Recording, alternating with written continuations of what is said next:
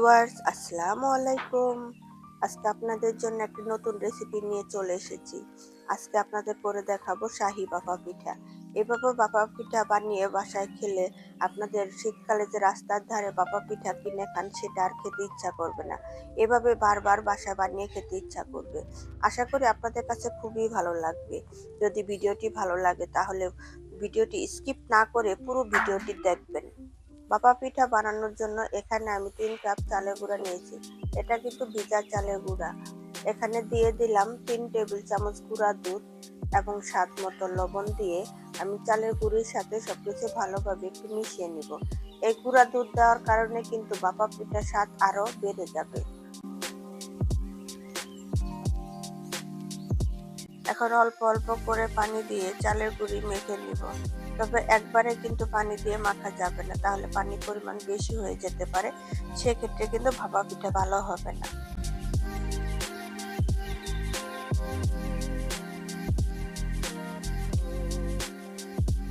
চালের গুঁড়ি মাখা হয়ে গিয়েছে। এখন দেখেন যে হাতের মধ্যে নিয়ে চাপ দিলে দলা পেকে যাচ্ছে, আবার চাপ দিলে ভেঙে যাচ্ছে। তার মানে পানির পরিমাণ ঠিক আছে। এখন আমি চালের গুঁড়িগুলো চেলে নিব, এর জন্য একটা স্ট্রেনার নিয়ে নিলাম। এখন এর মধ্যে দিয়ে দেবো চালের গুঁড়ি। এই গুঁড়ির দানাগুলো যত মিহি হবে ভাপা পিঠা কিন্তু খেতে তত বেশি মজা লাগবে। এখন আমি গুঁড়িগুলো চেলে নিব।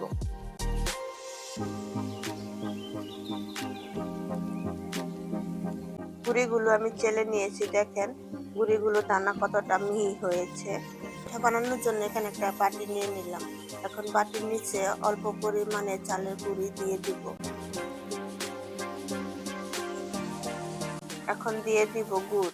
গুড়টা আমি একটু বেশি করে দিব। ভাপা পিঠাতে গুড়ের পরিমাণ বেশি হলে তাহলে ভাপা পিঠা খেতে বেশি ভালো লাগে।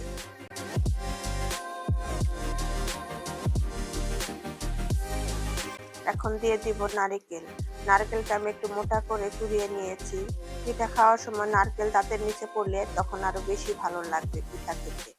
এখন আবার উপর দিয়ে গুঁড়ি দিয়ে সমান করে দিব।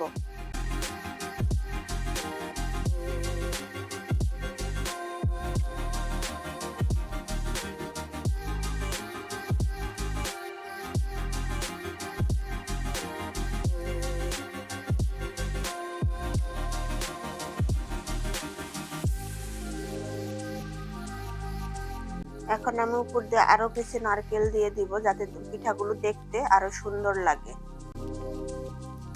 আমার একটা পিঠা রেডি হয়ে গিয়েছে। এখন একটা সুতি পাতলা কাপড় দিয়ে ঢেকে দিব। তবে কাপড়টা অবশ্যই কিন্তু ভিজিয়ে নিতে হবে।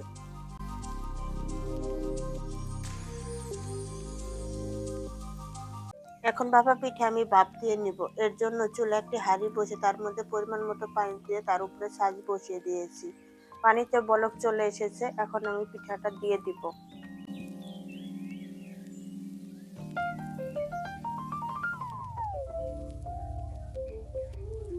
এখন আমি উপর থেকে আলতোভাবে বাটিটা তুলে নিব। তবে সাবধানে তুলতে হবে যেন হাতে ভাপ না লাগে। এখন আমি কাপড়টা দিয়ে ঢেকে দিয়ে আরেকটা ঢাকনা দিয়ে ঢেকে আমি 2 মিনিট অপেক্ষা করব। এই পিঠা হতে কিন্তু বেশি সময় লাগে না, খুব তাড়াতাড়ি হয়ে যায়। ওদিকে পিঠাটা ভাপ হতে থাক, এদিকে আমি আরেকটা পিঠা সেম ভাবে রেডি করে নিব।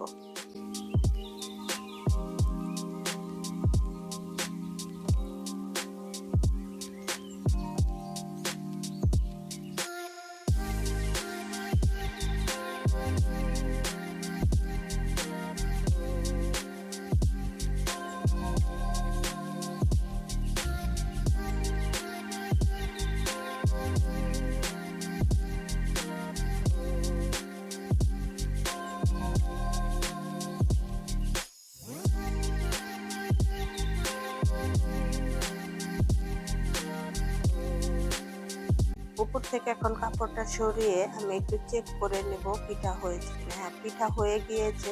এখন আমি নামিয়ে নিব। আমার একটা পিঠা হয়ে গিয়েছে, আমি আরেকটা পিঠা দিয়ে আপনাদের দেখিয়ে দিচ্ছি।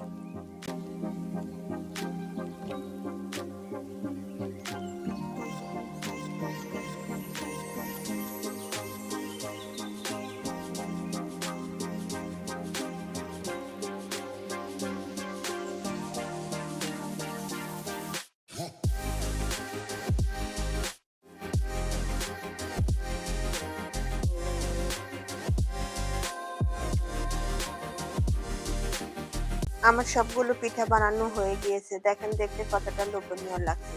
শীতের দিনে এইরকম ধোঁয়া ওঠা ভাপা পিঠা খেতে কিন্তু আমরা সবাই খুবই পছন্দ করি। আপনারা আমার রেসিপি ফলো করে একবার হলেও বাসায় বানিয়ে দেখতে পারেন। খেতে কিন্তু অসম্ভব মজার। আশা করি আপনাদের কাছে খুবই ভালো লাগবে।